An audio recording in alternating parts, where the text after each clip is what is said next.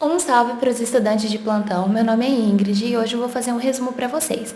Já que terminou aquela série de AVC, eu quero dar início com um novo assunto, trauma torácico, e para dar início a esse assunto eu já quero fazer uma breve introdução nesse vídeo para começar a falar sobre as lesões específicas. Antes de tudo, para eu não esquecer, pessoal, eu preciso que vocês me dêem um feedback em relação da qualidade do som, a altura, qualidade da imagem, para eu poder estar melhorando a cada vídeo para vocês. Então, eu preciso desse feedback para saber se eu estou no caminho certo. Beleza? É simples, eu sei que é simples, mas é de coração, é o meu melhor. Eu estou fazendo o meu melhor. Então, pessoal, eu quero abordar aqui nesse vídeo de hoje a questão anatômica e fisiopatológica. De início, eu já quero pedir para vocês, não se esqueça de inscrever no canal, ativar as notificações, deixar seu like, compartilhar com os amigos. Quem quiser ver melhor os resumos, eu coloco lá no Instagram, o Insta é enfermagem_resumida. E é isso daí, sem mais demandas, vamos ao resumo. Então, eu vou fazer uma breve introdução explicando as estruturas anatômicas do tórax, tá bom? E você já vai anotando aí os tópicos. Então, anatomia.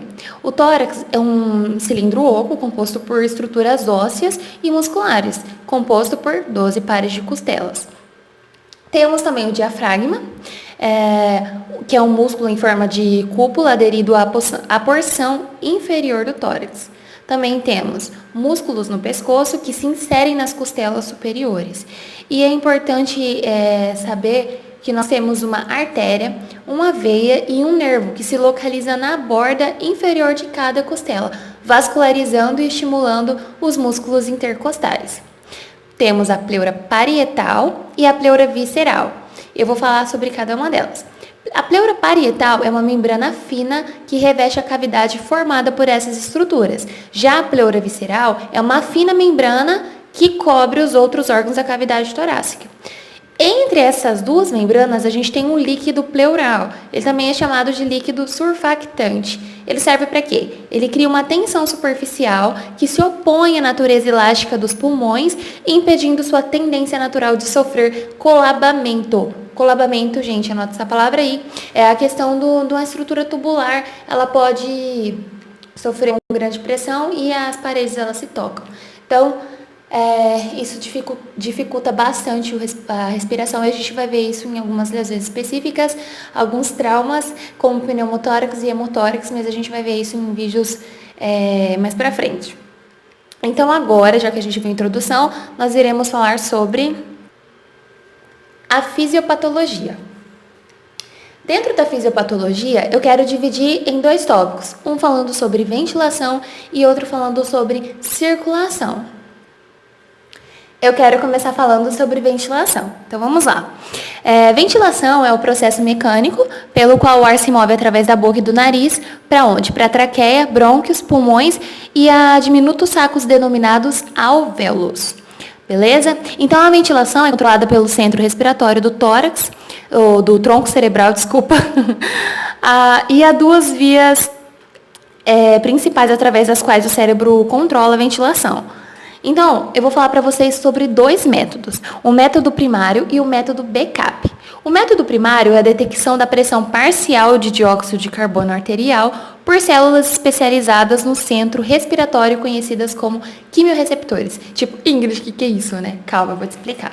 Então, vocês, geralmente, deixa eu até colocar aqui para vocês verem. A pressão parcial de dióxido de carbono, ela é representada por essa sigla aqui, tá bom? Então, o que significa? O método primário vai fazer o quê? Através das células, né, especializadas do centro respiratório, que se chama quimiorreceptores, que elas têm o nível, dosam o nível ali, mostram o nível de oxigênio e dióxido de carbono. Então, esse método primário vai detectar essa pressão do dióxido de carbono, né, através dos quimiorreceptores. E o método backup é feito pela detecção de oxigênio por quimiorreceptores nas artérias, aorta e carótida. Então, o método backup é feito pela detecção de oxigênio. E o método primário é a detecção da pressão parcial de dióxido de carbono arterial. Tudo bem? Já quero também fazer algumas observações aqui, que é interessante saber que essa pressão parcial de dióxido de carbono reflete quanto ácido há no sangue, entendeu? Então, a gente consegue detectar aí uma acidose respiratória, quem sabe. O corpo também neutraliza ácido com bicarbonato, que é então convertido em CO2. Para quem não sabe, né, ácido, alcalose e tudo mais, então o bicarbonato, ele neutraliza o ácido. Não é à toa que ali para passar o quimo, né, do estômago para o intestino, ele sofre aquele jato de bicarbonato de sódio. Tem tudo a ver. Então, falando um pouquinho sobre os quimiorreceptores também, se os quimiorreceptores detectam aumento no nível sanguíneo de dióxido de carbono, estimulando o centro respiratório. Então, assim, eu vou explicar de forma mais resumida. Então, assim, os quimiorreceptores, eles detectam o nível de dióxido de carbono, o aumento no caso. Então, o que vai acontecer? Ele vai estimular o centro respiratório a aumentar a frequência e a profundidade da respiração com o objetivo de remover o excesso de CO2 e normalizar essa pressão aqui parcial de dióxido de carbono. Entendeu? Então, assim, se os quimiorreceptores, eles vão detectar uma pressão aqui alta, de dióxido de carbono e vai estimular aquela respiração. Para quê? Para mandar mais oxigênio ali, para equilibrar esse pH, para não ficar ácido, né? Porque quanto mais elevado for essa pressão aí, mais ácido o sangue vai ficar. Agora, para terminar essa parte, vamos falar um pouquinho sobre circulação. Os processos que interferem no retorno venoso ao coração através da veia cava e da veia cava superior e da veia cava inferior, né?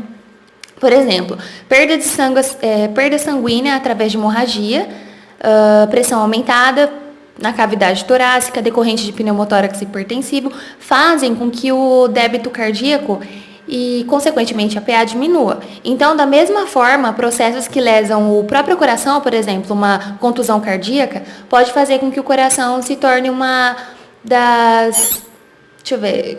se torne uma bomba menos eficiente, produzindo a mesma normalidade fisiológica. Logo, os quimiorreceptores reconhecem alterações no nível de CO2 ou de O2 e os barorreceptores reconhecem as alterações na pressão arterial e instruem o coração a mudar a frequência e a potência de seus batimentos para fazer com que a pressão, né, retorne ao normal. Entendeu? Então, os barorreceptores, eles servem também ali para detectar, para tentar controlar a pressão, né? Eles ficam ali auxiliando nessa parte.